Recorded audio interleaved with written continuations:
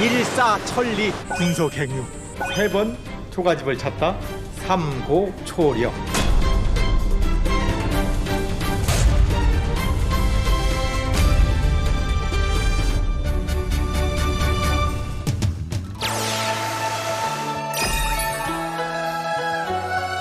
노풀고 뇌산 흐를유 물수 고산유수.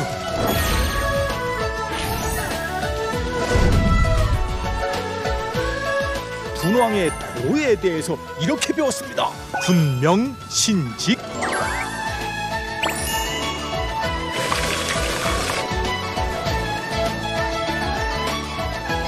백성은 먹는 것을 하늘로 여긴다.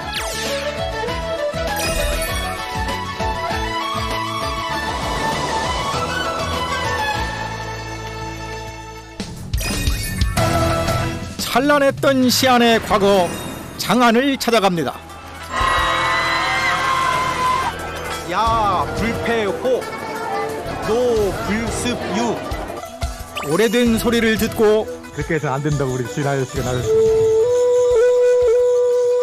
와 첩첩산중을 찾아야 했던 은자들의 비밀스런 이야기를 알아봅니다.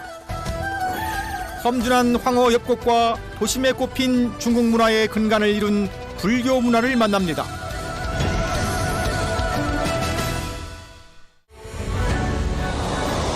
시안의 과거 이름인 장안은 오래도록 편안하다는 뜻을 가지고 있습니다.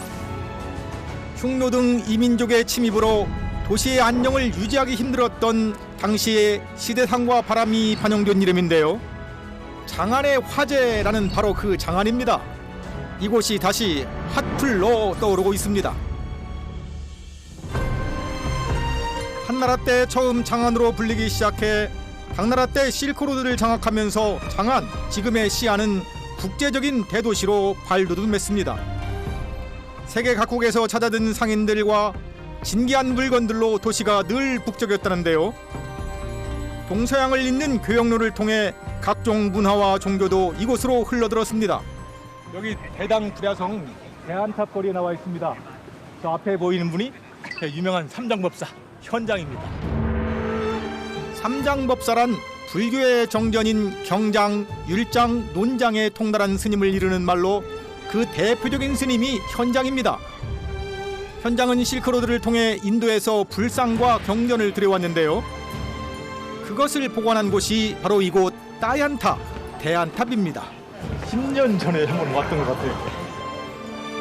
652년 5층 높이로 축조한 따얀탑은 이후 증축과 개보수를 거쳐 7층 전탑이 되었는데요. 내부에 나선형 계단을 따라 꼭대기까지 오를 수 있습니다.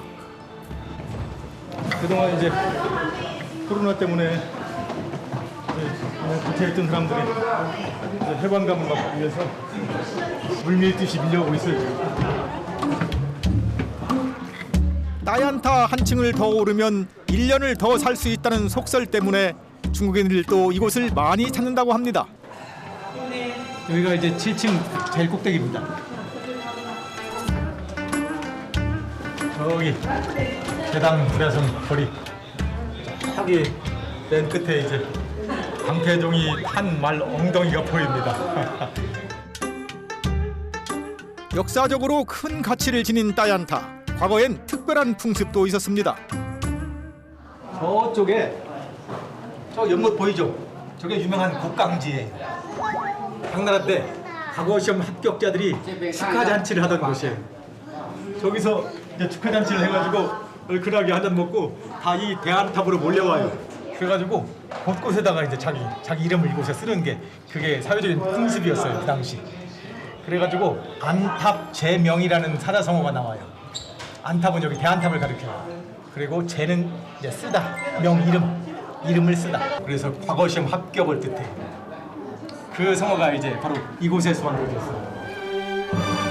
오랜 세월 자리를 지킨 따얀타가 본 이곳의 전성기는 어떤 모습이었을까요? 장안으로 불리던 그 시절로 떠나봅니다. 당나라 황금기의 분위기를 잘 느낄 수 있도록 이렇게 구성해 놓은 거리, 대당 불야성에 와 있습니다. 위대한 당나라에 밤이 오지 않는 거리란 뜻입니다. 대당 불야성 (1.5km에) 걸쳐 조성된 따탕부예청 대당불야성은 당대 황제들과 신하, 뛰어난 문장가들의 동상과 각종 조형물로 구성된 문화거리입니다. 당나라 시절의 건축 양식과 예술의 화려함을 몸소 느낄 수 있습니다. 이 대당불야성에 그 당나라 때의 그 황금기 분위기를 느낄 수 있게끔 여러 가지 공연들이 있어요. 그 공연이 지금 막 시작되고 있습니다. 여기. 당나라 4대 시인 중 한 명으로 시를 쓰는 신선, 시선이라 불렸던 시인 이백에 관한 공연입니다.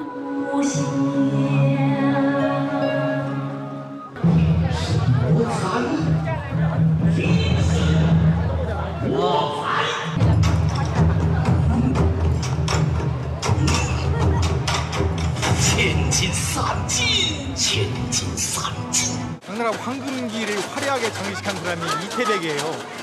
그 이태백의 시를 지금 저기에서 이제 공연을 한 거예요. 그래서 유명한 장진주 준구지에 황호주水天上来 그대 보았는가 황하의 물이 하늘로부터 내려와서 한 번 바다로 돌아가면 다시 돌아오지 못하는 것을 그 멋진 시를 읊어서 이 당나라의 아주 그 힘찬 기상을 이제 시로서 표현을 했는데 그런 공연이에요. 이런 공연이 쭉 이어져요. 여기 또 공연하네. 벌써 시작된 것 같은데. 따탕부예청 각지에서 매일 저녁 동시다발적으로 공연이 진행되는데요. 역사적 인물, 고전 예술 작품 등 내용이 다양합니다.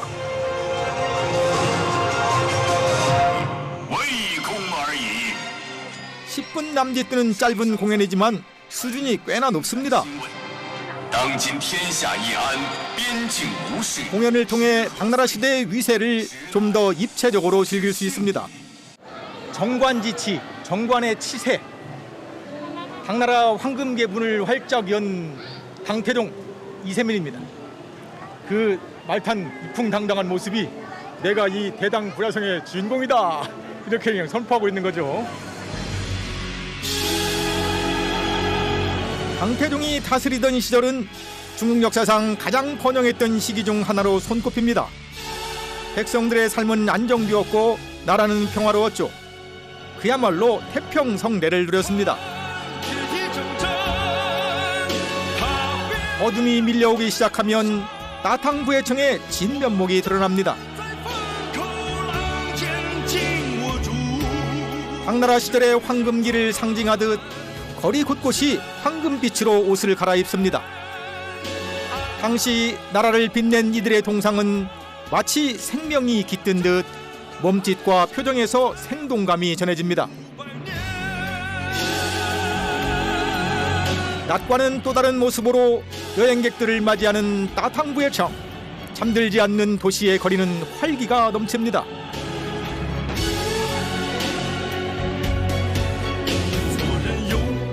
당나라 제6대 황제 당현종. 말년에 양귀비에게 빠져 정사를 등한시했지만 그는 유능한 인재를 등용하고 어진 정치를 베푼 것으로 알려져 있습니다. 당현종이 명군 시절에 이런 일화를 남기고 있어요. 그냥 계속해서 쓴소리를 하는 한유라는 재상이 있었어요. 근데 그 재상 때문에 너무 시달려가지고서 당현종이 수척해져요. 그러니까 주변 신하들이 제발 그 한유라는 재상을 이제 파직시키라고 이제 보내요. 그런데 이제 당현종이 이런 얘기를 해요. 나는 비록 수척해졌지만 그 한유의 의견을 받아들여가지고 정책을 잘 다듬어가지고 그것을 백성에게 쓰니 천하 백성은 살찌게 된 것 아니냐. 임금으로 잘하는 게 뭐냐? 그게 천하 백성을 살찌게 하는 것. 이런 이야기에서 나온 이제 고사성어가 군수 천하 비예요. 임금 군 말을 수 천하 그리고 비 살찔 비. 그래서 임금이 마르면 그 임금이 다스리는 천하 백성은 살찐다. 그래서 그 정도로 쓴소리도 신하들의 온갖 그 간언을 다 수용하려고 노력했던 그런 명군이었어요. 그래가지고 그가 일군 그 최고의 태평성세가 개원성세. 그런 영명한 군주였어요. 당현종의 연호인 개원에서 유래한 성어 개원성세. 그가 베풀었던 선정은 이곳에 새겨져 후대에 전해지고 있습니다.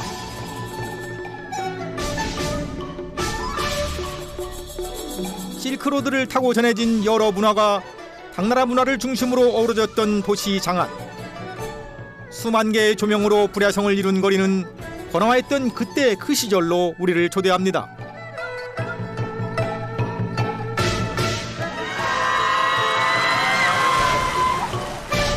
잠시도 눈을 떼기 어려울 정도로 다채로운 거리의 풍경을 감상하며 걷다 보니 어느새 저녁 식사 시간을 훌쩍 넘겨버렸는데요.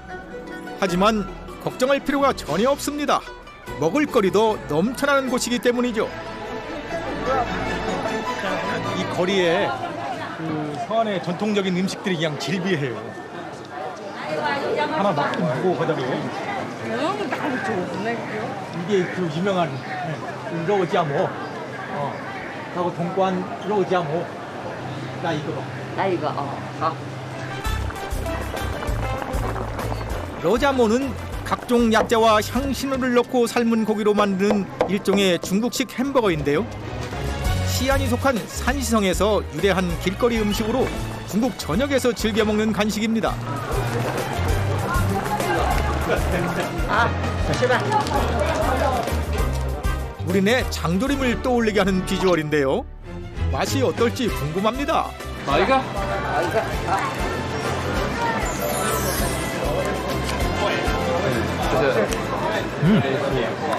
이거 되게 맛있는데요? 이게 중국 전통 햄버거.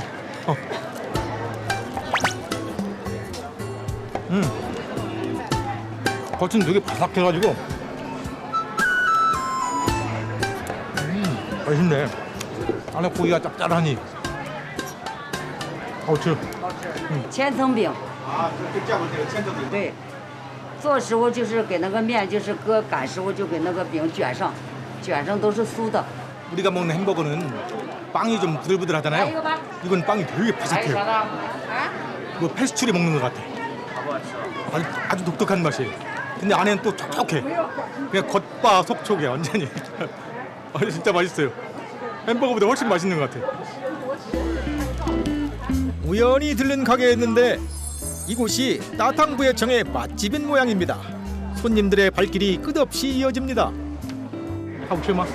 我觉得挺好吃的，因为我今天有吃过其他店的这个饼，然后它这个外面的这个饼非常的，它一层一层的，层次非常的分明，然后非常的香，然后非常的香脆，然后当中这个肉的话，因为我们要的是纯瘦肉的。 천천히 거리를 걸으며 여유를 즐기는 사람들. 그 속도에 맞춰 제 걸음도 덩달아 느려집니다. 볼 것도 많고 먹을 것도 많고 오가는 사람들 전부 행복해 보이고 진짜 태평성세네요. 태평성세를 가리키는 표현 중에 이런 게 있어요. 야 불패호 노 불습유 밤야 아니불 다들패 문호 밤에 문을 닫지 않는다. 노 길로 아니불 줄습 버릴유 길에서 남이 버린 거 줍지 않는다. 그만큼 치안도 잘 돼 있고 경제적으로 풍족하고 백성들의 수준도 아주 도덕적 수준도 좋아서 그야말로 아주 살기 좋은 세상을 가리키는 말. 야 불패호 노 불습유. 시안이라는 이름으로 바뀌었지만 아무 걱정 없는 평안한 세상을 바라며 지었던 이름 장안에 담긴 소망은 길이길이 이어지고 있습니다. 번성했던 당나라의 수도 장안 그 자취를 따라 걷는 길. 이번엔 당시 정치 권력이 집중됐던 곳으로 가볼까 합니다. 당나라 3대 궁전 중 하나인 따밍공 대명궁입니다.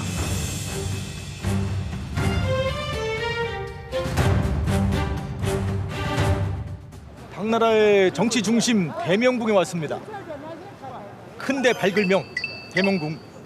당시 황궁 중에서 제일 큰 황궁인데 이 정면에 보이는 게 그 대명궁의 정문, 정남문, 단봉문입니다. 붉을 단, 봉황봉, 붉은 봉황의 대문. 야, 그 규모가 대단하죠? 응? 당시 그 당나라의 국세를 아주 우리가 가늠할 수 있는 엄청난 규모의 정문입니다. 단복문은 황제가 궁성으로 향하는 통로였을 뿐 아니라 황제 취임식인 등기 대전과 같이 중요한 행사를 진행한 장소였습니다. 안타깝게도 당조 말기에 대부분의 건축물이 파괴되었는데요. 한쪽에 마련된 미니어처를 통해 당시 모습을 짐작해 볼 수 있습니다. 634년에 축조된 따밍공은 당태종이 아버지인 당고조를 위해 만든 여름 궁전이었는데요. 이후 당고종이 확대 공사를 진행하고 궁을 이전하면서 이곳은 정치의 중심지가 됐습니다. 이게 이제 대명궁을 축소해 놓은 미니어처인데요. 저쪽이 이제 우리가 지나온 단복문입니다. 정남문. 저기에서 쭉 북쪽으로 이제 북쪽에 있는 중현문까지 쭉 일직선상으로 쭉 이제 전각들이 이제 줄지어 있어요. 그래서 전통적으로 이제 황제는 북쪽에 딱 좌정을 해가지고 남쪽을 향해서 다스려요. 그래서 남면칭왕. 그리고 신하들은요, 남쪽에서 북쪽을 향해서 이제 임금을 섬겨요. 그래가지고 북면칭신. 당시 따밍공의 규모는 300헥타르가 넘었다고 하는데요. 이는 축구장 450개를 합친 것보다 넓은 크기입니다. 이 대명궁에서 17명의 제왕이 이제 당나라를 다스렸는데요. 뭐 명군도 있었고 혼군도 있었고. 근데 명군의 공통점이 있었어요. 그게 뭐냐면 허심납간, 빌허 마음심, 받아들일 납, 간언간. 그래서 마음을 비워서 자기를 비판하는 그런 신하들의 의견도 적극적으로 수용을 했다. 허심납간. 그것이 명군들의 한결같은 공통점이었어요. 허심납간. 으리으리했던 궁전도 꺾일 줄 모르던 당왕조의 권력도 역사 속으로 사라졌지만 그들이 남긴 이야기는 오늘날 우리에게 많은 가르침을 줍니다.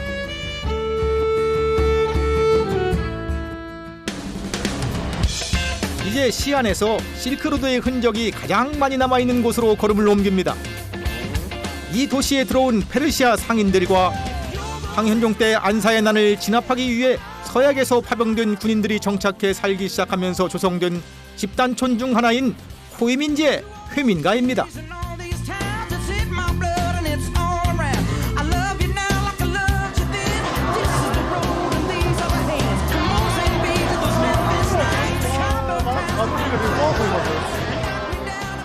서안에 오게 되면 꼭 들려야 할 곳, 회민가입니다.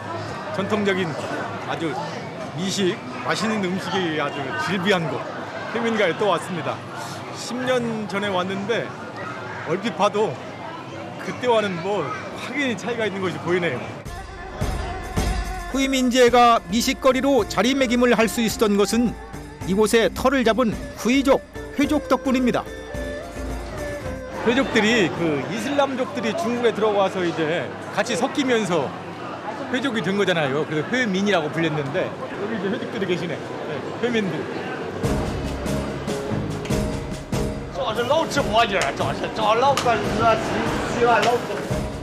이슬람교를 믿는 후이족은 흰색 모자, 호모를 쓰고 있습니다. 덕분에 쉽게 그들을 찾을 수 있죠. 후이족은 종교 때문에 돼지고기 대신 양고기를 즐겨 먹는데요. 그래서 후이민지에서는 양고기를 활용한 다양한 요리들과 다채로운 향신료가 가미된 음식 문화가 발달하게 되었습니다. 이 회민가 거리에 그 오래된 사하본 건물이 하나 있어요. 명나라 때부터 내려온다니까 400년 정도 된 건물인데 여기입니다. 고가대원 고씨 집안의 오래된 저택입니다.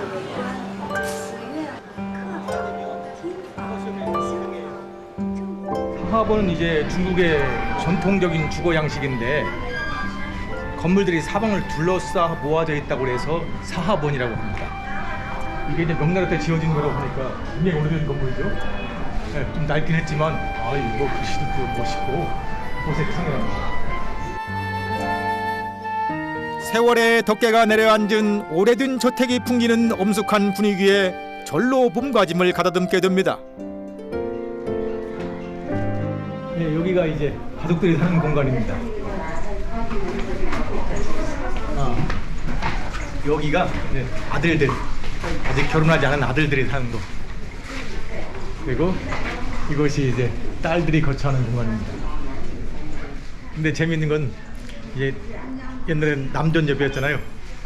이쪽이 훨씬 넓대요. 딸들보다 아들들이 더 쾌적하게 살도록.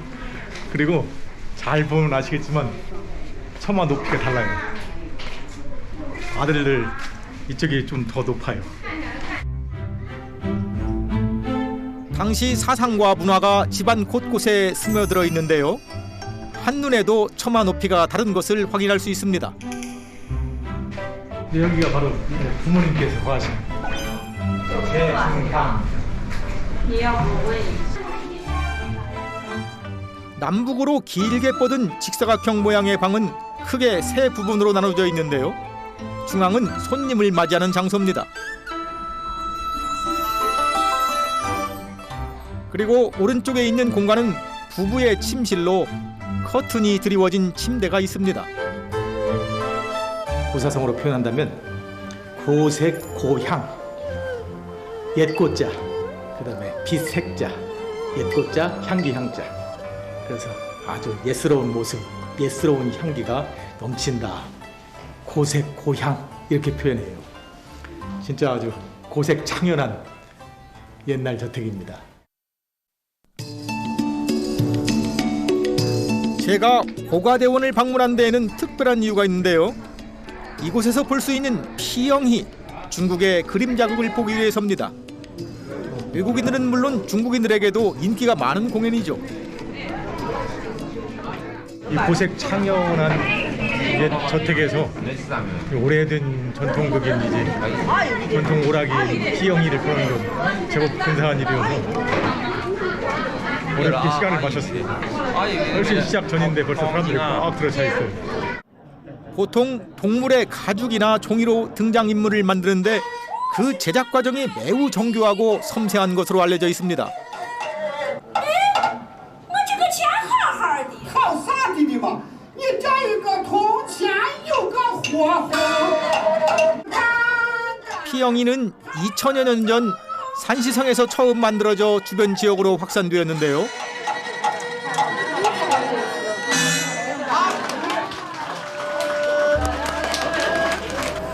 이 피영희는 한나라 때 만들어진 것이라 하니까 진짜 오래된 거잖아요. 참 어떻게 생각하면 인생사가 다 그림자놀이 아닐까 싶어요. 그래서 이런 말이 있어요. 여영 여환, 같을 여 그림자영, 같을 여 헛개비환. 인생사가 그림자 같고 헛개비 같다. 금강경에 나오는 말입니다. 자, 그림자 같은 인생사 너무 그냥 안달복달 하지 맙시다. 여영 여환.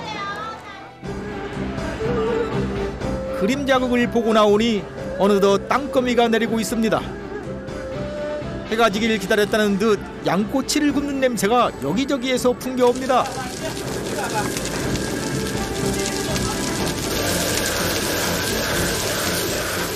수이민지혜를 찾는 관광객이 점점 늘어나면서 취향에 맞춰 골라 먹을 수 있도록 음식 종류가 다양해졌다고 하는데요. 모두 다 먹음직스러워 보였지만 저는 오늘 시안의 특별한 양고기 요리를 맛볼 예정입니다. 서안에 오면 꼭 먹어봐야 될 것이 두 개가 있는데, 하나가 이제 파오모라고 해가지고 양고기 탕에다가 찐빵을 적셔가지고 먹는 요리예요. 그게 이곳에 아주 최고의 요리로 곳곳에 지금 그 음식을 파는 가게들이 열려 있는데 이제 그거 먹으러 왔습니다. 파오모. 양로 파오모는 먹는 방법이 조금 독특합니다.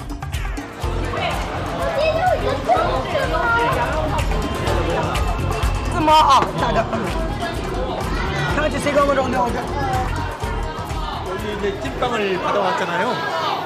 이거를 이제 앉아서 그냥 자기 취향대로 찢는 거예요. 잘게.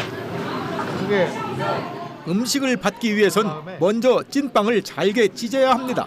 이렇게 크게 자른 다음에 지금부터 이제 이걸 잘게 부수는 거예요. 잘게 부숴서 이것이 표면에 국물이 촉촉하게 들어갈 수 있도록 이렇게 다 잘게 부순 다음에 이 번호표, 제 번호가 53번이에요. 이거 딱 메인이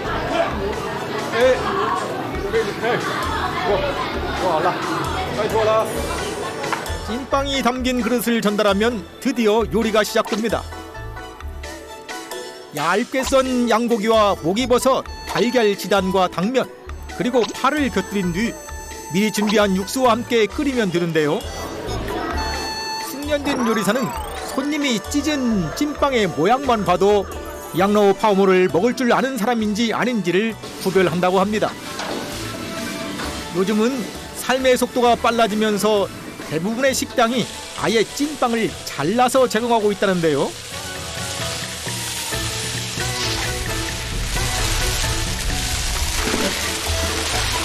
하지만 손으로 찢었을 때 국물과의 접촉 면적이 늘어나기 때문에 찐빵을 더욱 맛있게 즐길 수 있다고 합니다.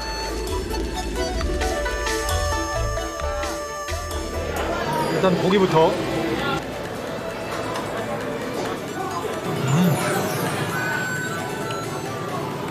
아, 양고기 맛은 일품이네요. 제가 아까 시저 발기어서 이제 보낸 이거 모가 여기 와 있습니다. 이 모에 이제 이 양고기 국물이 싹 스며 들어가가지고 찐빵 맛이 특히 궁금했는데요. 맛있네. 깊고 진한 국물과 잘 어울립니다.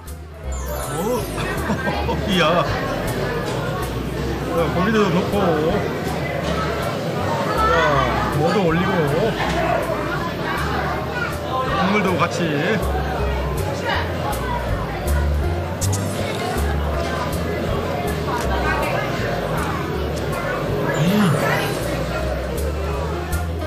맛있어요. 뜨끈한 국물로 배를 채우니 하루의 피로가 풀리는 기분입니다.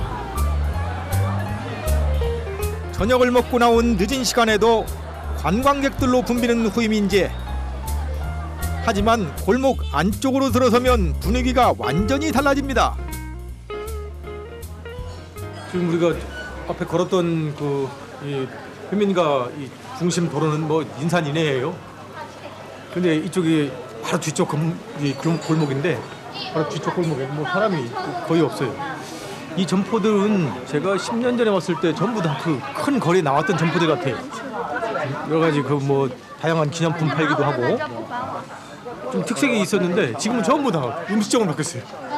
다 밀려나서 이제 이 뒷골목 쪽으로 오게 된 거예요. 옛 문화와 풍습을 엿볼 수 있는 다양한 물건들이 골목을 따라 늘어서 있습니다. 이게 오래된 중국의 악기인 훈이라는 악기인데요. 흙으로 부었어요. 제가 10년 전에 와가지고 이걸 한번 사서 그 소리가 하도 매력적이어가지고 한번 배워보리라 해가지고 사간 적이 있거든요.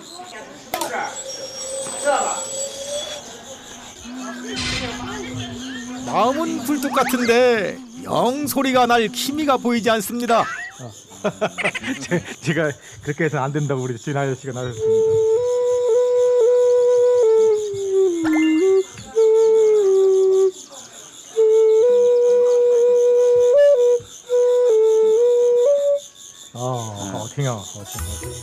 주인장이 또 보여줄 것이 있다는데요. 杯子 베이지. 很独特， 음. 水酒对脖子以下 高于脖子以下这个孔全部漏掉。 술잔의 절반 정도 술을 따르면 구멍이 있어도 흘러내리지 않지만 적정선을 넘게 따르는 순간 모든 술이 구멍으로 빠져나갑니다. 넘침을 가득 차는 것을 경계한다. 경계할 개자, 가득 찰 영자, 그다음 술잔 배자, 개영배. 그래서 여기 반절만 딱 채우면 절대로 안 흘러가요. 근데 조금만 넘치면 조금만 더 따라서 이게 한 7알만 돼도 쭉 밑으로 빠져버리는 거예요. 그러니까 술을 조금만 더 먹겠다고 욕심 부리면 아예 한 모금도 먹을 수 없게 되는 거예요. 그 적정한 수준에서 자기 탐욕을, 자기 욕심을 제어할 것을 이제 끝없이 교훈하는 술잔, 개영배. 아, 이거 하나 사야 되겠네. 저도 이거 술 욕심이 많아가지고 늘 반성하고 있는데. 과유불급. 모든 사물이 정도를 지나치면 미치지 못한 것과 같다는 뜻인데요. 술잔을 통해 중용의 중요성을 마음에 새겨봅니다.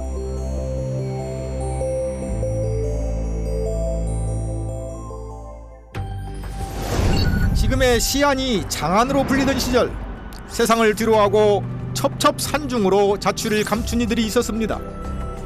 황제의 부름을 기다리며 깊은 산속에 머물던 은자들입니다.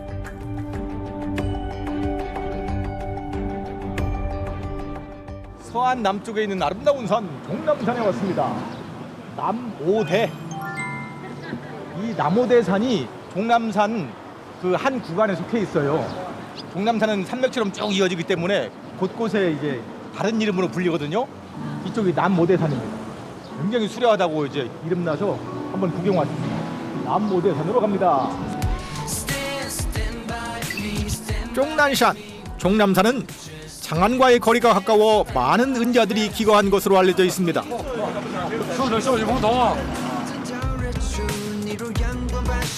종난산의 등산 지점까지 가기 위해선 입구에서 표를 구입한 뒤 버스를 타고 20분 정도 올라가야 합니다.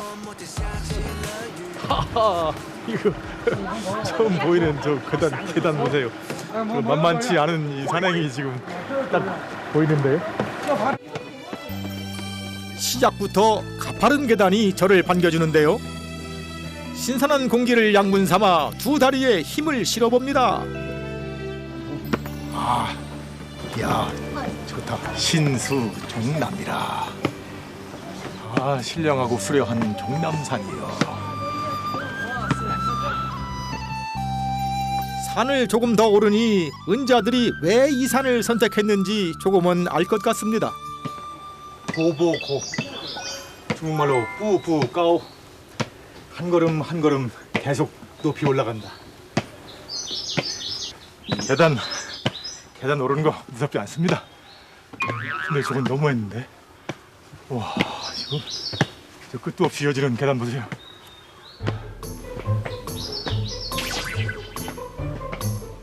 중국 곳곳에는 하늘로 오르는 사다리라는 뜻의 상천제가 있는데요. 앞으로 얼마나 더 올라야 할지 모르겠습니다. 수행하는 은자의 마음으로 한 계단 한 계단 열심히 걸음을 옮깁니다. 진짜 만만치가 않네요. 이야, 이건 또 뭐 진짜 대단한 계단이에요. 산 넘어 산이라는 말이 이토록 와닿을 때가 없었던 것 같습니다. 이제는 저게 끝이 아니라는 거. 저기쯤 가면 또 틀림없이 또 이어질 텐데. 자, 힘을 내서 올라갑시다. 정말 가파르네요. 중국어를 힘내라, 파이팅해라는 말을 더할 가자에다가 기름 유자를 써요. 가유예요. 기름을 쳐가지고 더 활활 타오르게.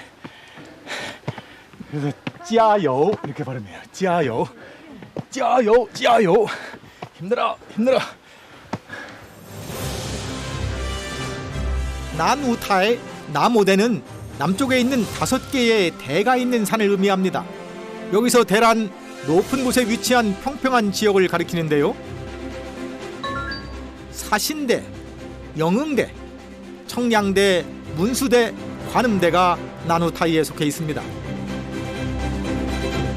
현재 막혀있는 사신대를 제외하고 영흥대를 시작으로 청량대, 문수대, 관음대까지 순서대로 길을 따라 오를 수 있습니다. 영흥대. 까마득한 저 꼭대기가 바로 눈앞에 보입니다. 드디어 첫 번째 목적지인 링잉타에 영흥대에 도착했습니다. 해발 1668m 높이에 위치한 링잉타이는 길이 급격하게 가팔라지는 것이 특징인데요. 올라가는 길이 좁아 새가 다니는 길 조도라는 별칭도 붙었다고 합니다. 여기가 이제 제일 높은 곳, 그러니까 이 5봉우리 중에서 이 건물까지 들어서는 바람에 아마 제일 높은 곳이 된 것 같은데요. 우와. 여기 풍경이 기가 막히네요. 와.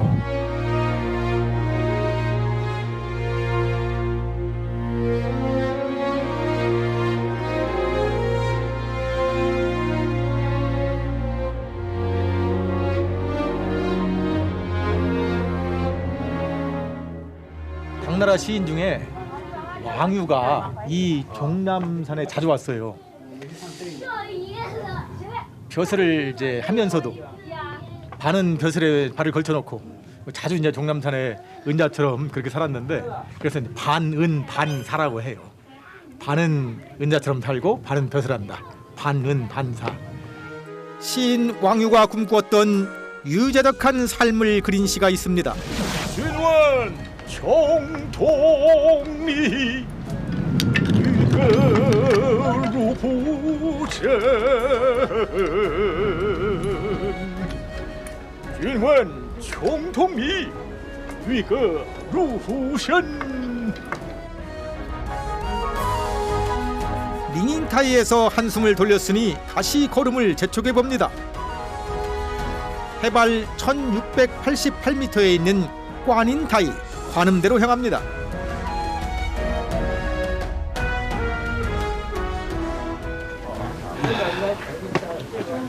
여기가 이제 5대 중에 마지막 봉우리 관음대입니다. 관음대. 지세가 가파르고 숲이 무성해 수려한 경치를 자랑하는 꽈닌타이. 정상에 올라 남쪽을 바라보면 푸른 파노라마를 마주할 수 있습니다. 꽈닌타이를 품은 종난산은 도가적인 전설로 인해 예로부터 신성시 되는 산 중에 하나인데요. 이 종남산이 아주 길지로 도교의 복지로 이제 그렇게 여겨지는 곳이어서 곳곳에 은자들이 참 많이 살았어요. 그러니까 속세 부귀 공명에 대한 욕심을 다 버리고 자연과 더불어서 순연하게 자기 수양하면서 그렇게 사는 은자들이 많았는데, 재밌는 건 그 은자들 중에서 가짜 도사들, 가짜 은자들이 또 많았다는 거예요. 여기서 이렇게 은자로 살아가면서 이름이 나잖아요. 그럼 바로 임금이 있는 도성, 저 장안, 지금 서안이죠. 서안에서 금방 그 명성을 알아듣고는 불러요. 그래가지고 벼슬을 준단 말이에요. 당신처럼 지혜로운 사람이 숨어 살면 되겠습니까? 나와서 나라를 위해서, 백성을 위해서 좀 일 좀 하세요. 그걸 노리고 그렇게 숨어든 은자들이 적지 않았다고 그래요. 그래서 이제 종남첩경이란 말이 나와요. 종남산에 첩경, 첩경은 이제 지름길이란 뜻이죠. 종남산에 벼슬을 오가는 지름길이 있다. 종남첩경이란 말로 이런 가짜 은자들을 좀 조롱하기도 했지요. 지금도 은자들이 많이 살고 있다는 얘기를 들었어요. 이 산 깊은 곳 어딘가에 세상과 동떨어져 살아가는 은자들이 머물고 있다고 하니 산이 조금 더 신비롭게 느껴집니다.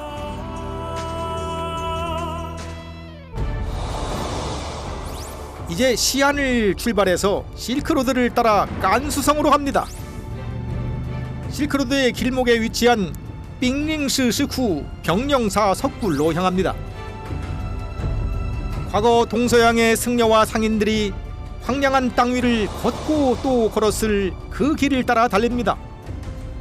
가슴에 품은 뜻이야 제각각 달랐겠지만 길 끝에서 목적을 달성하고자 했던 간절한 말은 모두 같았겠지요. 삥링시 스쿠를 향해 한참 달려가다 신비로운 황허왕의 모습을 볼 수 있는 곳이 있다 해서 잠시 멈췄습니다. 황하가 상류 쪽에서는 좀 맑게 흘러요. 푸른 물이. 그러다가 중간에 조하라는 지류를 만나요. 이 조하가 엄청 탁해요. 그래가지고 이 누런 흙탕물과 맑은 강물이 이렇게 만나는 그 지점이 있어요. 그 지점이 장관이에요. 파랗게 흘러내려오는 이 황하 본줄기입니다. 그리고 저쪽 보세요. 완전 흙탕물이죠. 저게 조화예요. 그리고 둘이 만나서 여기 보세요. 여기 선명하게 띠가 형성됐죠. 저기 누런 강물, 여기 푸른 강물. 푸른 빛의 황허가 마치 보석처럼 아름답게 빛납니다. 하지만 이내 혼탁한 조화가 밀려들어 누런색으로 황허를 물들입니다.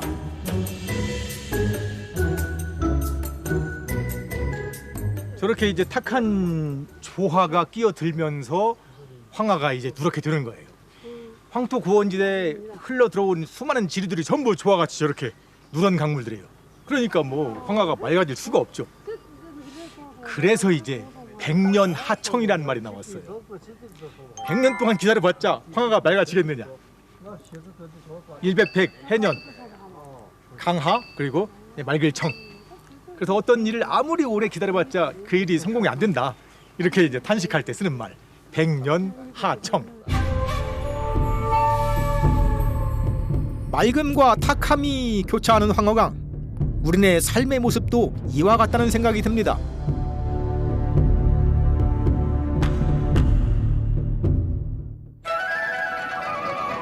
오랜 이동의 쉼표가 되어준 유자사를 떠나 다시 여정에 오릅니다.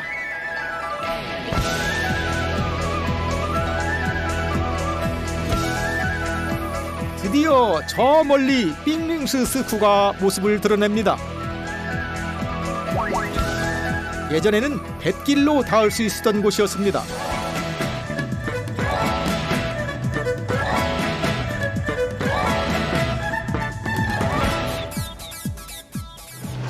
멋있죠? 배들 들어오네요. 예전엔 저 하루 쪽에서 배를 타고 이 황하 물결을 거슬러서 왔어요. 그런데 최근에 이제 여기 육로가 잘 바뀌어져가지고 이번에 저희는 이제 산길 쪽으로 해가지고 돌아왔습니다. 그러니까 이 풍경이 또 달라지더라고요.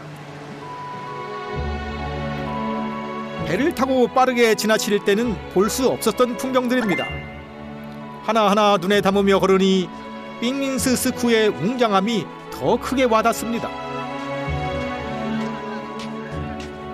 이곳 병령사가 당나라 훨씬 이전에 지어졌는데 이제 그 유명한 삼장법사 현장 스님이 서역으로 불경을 가지러 가다가 이곳에 한번 묵었다고 해가지고 굉장히 유명해졌어요.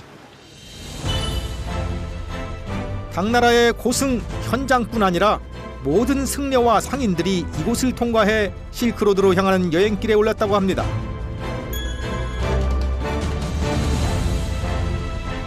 종교가 다르더라도 이곳의 불상과 벽화들은 오랜 여정에 지친 이들에게 큰 위로와 격려가 되었을 겁니다.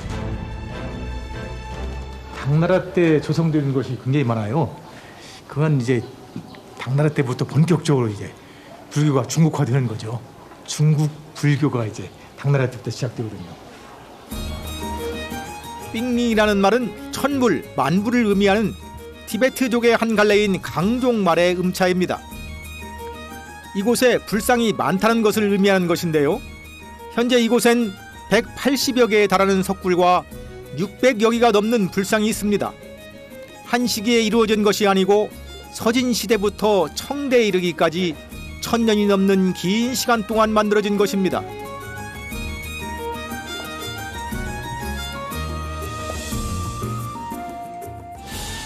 각기 다른 시대의 다양한 소망과 번뇌를 안고 만들어진 불상들. 그 수만큼 다양한 인간들의 사연들을 불상은 그저 묵묵히 받아줍니다. 그 넉넉한 미소를 바라보고 있으면 어느새 마음속에도 고요가 찾아듭니다. 말르구적이라는 말이 있어요. 만상이 내는 소리가 여기에서 모두 정멸, 고요해졌다.